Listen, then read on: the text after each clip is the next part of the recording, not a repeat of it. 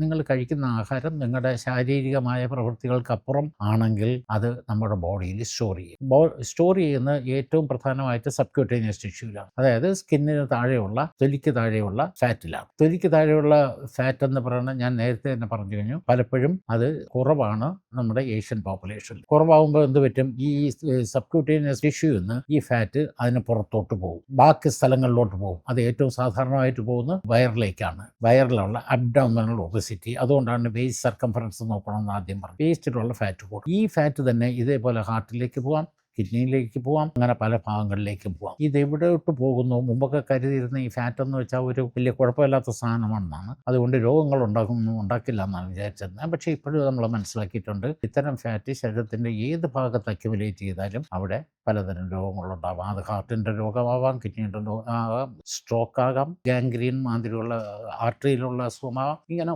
ഒരുപാട് അസുഖങ്ങൾ ഇതുമായിട്ട്, നൂറുകണക്കിന് അസുഖങ്ങൾ ഇതുമായിട്ട് വെയിറ്റുമായിട്ട് ബന്ധപ്പെട്ടുണ്ട്. ഒരുപാട് തരം ക്യാൻസറുകളും ഇതുമായിട്ട് ബന്ധപ്പെട്ടിട്ടുണ്ട്. അപ്പോൾ ഒബിസിറ്റി എന്ന് പറഞ്ഞാൽ അതിൻ്റെ ഏറ്റവും പ്രധാനമായിട്ടുള്ള കാര്യം ശരീരത്തിൽ എക്സ്ട്രാ ആയിട്ട് ഫാറ്റ് അക്യുമുലേറ്റ് ചെയ്യുന്നതാണ്. ഇതിന് ഒരുപാട് കാരണങ്ങളുണ്ട്. ഇതെല്ലാം നോക്കി പരിഹരിച്ചില്ലെങ്കിൽ ഇത് മറ്റു പല ബുദ്ധിമുട്ടുകളിലേക്കും നയിക്കാം.